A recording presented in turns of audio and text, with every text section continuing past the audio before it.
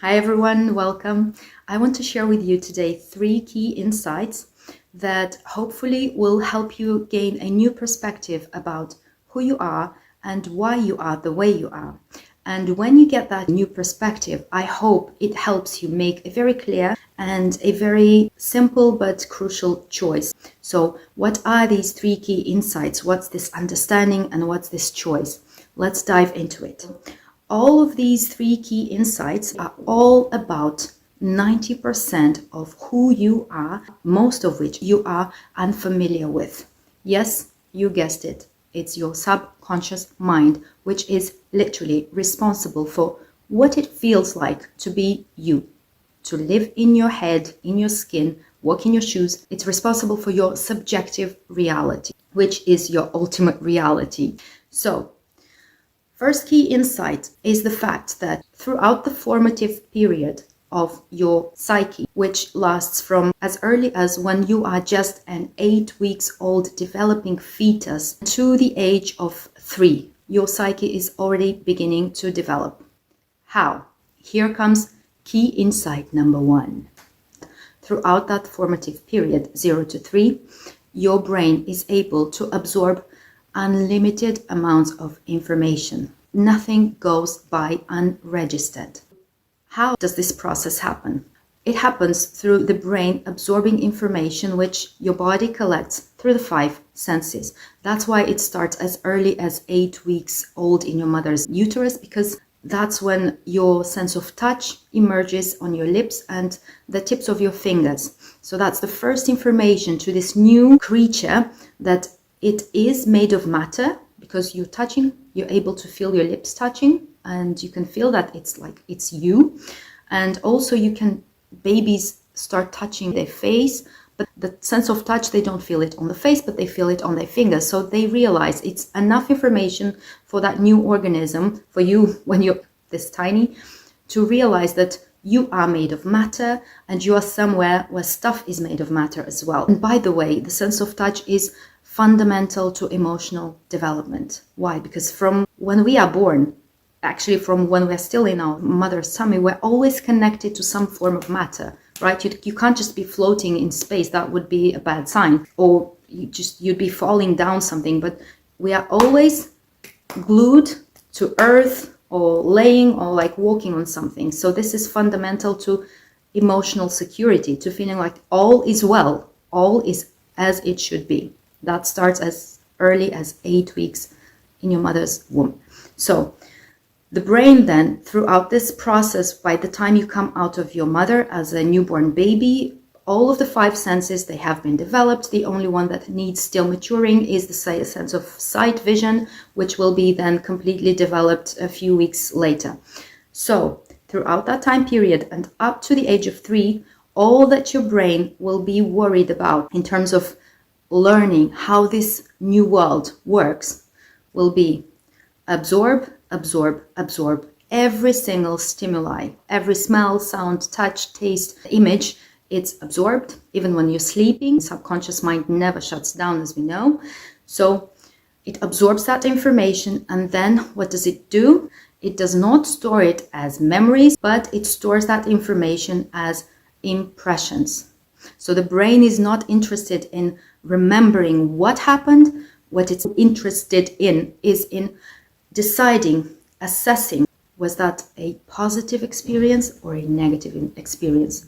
Positive stimuli, negative stimuli. I'll give you examples of impressions. Safe, dangerous, clear, confusing, pleasant, painful. So all of the impressions, they will always be within the spectrum of the universal duality, positive, negative.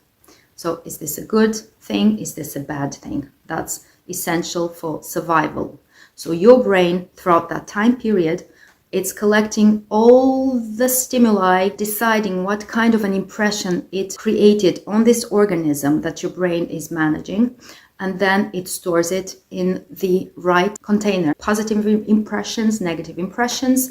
Positive impressions, there will be the box of pleasure, the box of safety, the box of clarity. And in the negative container, there will be the box of pain, of confusion, and whatever. So you get it now. So this brings me then to key insight number 2, which is throughout this process where your brain is deciding, is this good, is this bad, a pattern is created. It's the automatic pilot, your script. This pattern created between 0 to 3 years of age is literally the pattern through which your psyche will then categorize and compartmentalize all the information that it has access to, and then it will decide what's good, what's bad, what's dangerous, what's not dangerous. So if your brain has been collecting a lot of information that talks about threat and danger and threat and danger and threat and danger, or pain and discomfort and pain and discomfort, then that's a very strong pattern for you in your life, where you will see danger or pain and threat in places where other people who have received a lot of pleasure, stimuli, comfort, pleasure, they will be very differently wired than you. That's how we get people who are naturally pessimistic and naturally optimistic. Realize that this pattern has been created very, very early in your life, and it's actually the base for the rest of your life's subjective reality, the way you will experience this life. How it feels to be you has been decided between 0 to 3. Of course, there have been changes, but no major changes unless you've done serious self-work, which most of us haven't, me including. So, key insight number 1, your brain 0 to 3 is able to absorb unlimited amounts of information. Nothing goes by unregistered. Key insight number 2, pattern. 0 to 3, pattern is created that will define what it feels like to be you for the rest of your life, unless you do the work. And this brings me to key insight number 3, which is throughout that time period, which is monumental in your development as an animal species, as a human being, you find yourself in a very, very precarious situation.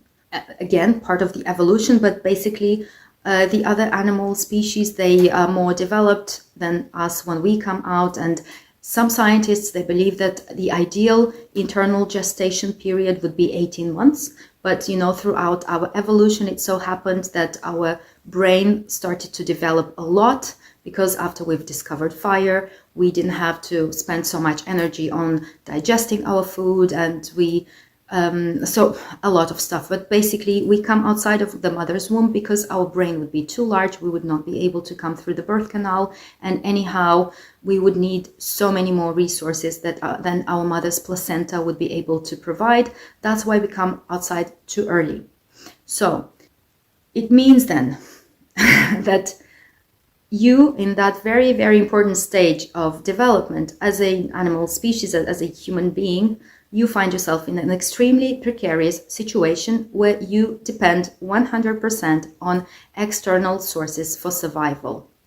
Which means then, this is the final understanding that I got from these insights, was that by default, every single human being on this planet is designed to automatically look outside of themselves in the external environment for an authority that will provide safety, food, shelter, all of the stuff that we need to stay alive. If you are familiar with Maslow's pyramid of the 5 universal human needs, at the base is the physiological needs: oxygen, food, water, shelter. The second layer would be safety. The third layer would be belonging, connection. The fourth then is self-respect, because we feel that others recognize, respect, acknowledge, affirm us. So that's the fourth. And the fifth then is like feeling that there's meaning to my life, to my existence. I know what I'm doing here and all of that. So, but at least the first 3, it's a guarantee. As a 3-year-old, 2-year-old, 1-year-old baby, you will have to depend on someone else to provide food, shelter, safety, all of that. So realize then that every single one of us has a program in our psyche which is designed to look outside of ourselves for whatever will take care of our unmet needs. And we do that through running after career, social status, beauty, the way I look, I don't know, my car, or I take a guru and I just do everything he says, or religion, or my parents, or my husband, or I don't know, like we, by default, we are designed to look outside of ourselves when we feel that something's missing inside. So then, what is this understanding? It's okay if you feel like you want to feel better, you like this, you've tried this, if you feel lost, basically, it's okay. It's part of the growth process. Now, the choice then, what's the choice? Well, the choice then is to do the work, whatever work is necessary to make this shift where authority for my life is no longer outside of me. It's not the economy, it's not the government, it's not the cryptocurrency, it's not the climate change, it's not like whatever is happening outside of me is outside of my control. You can only do what you can do in your own small circle of influence, like your body, your health, the way you interact with people on a daily basis. So unless you decide very intentionally that you are going to do the work necessary to make that shift where authority is no longer outside of yourself, but rather you are the authority, nothing really changes for you. No matter if you become rich and famous tomorrow, you see how much these people struggle, pop stars and all that. And we just don't appreciate how difficult it can be for them. We're like, they have too much money, they this. You don't know, and you will never know unless this happens to you.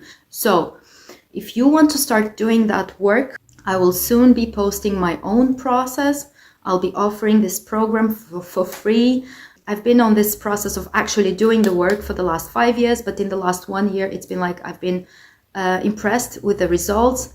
So stay tuned. If you like the video, please give it a like. If you want to keep receiving stuff like this, subscribe. Consider at least subscribing. And thank you very much if you've been with me.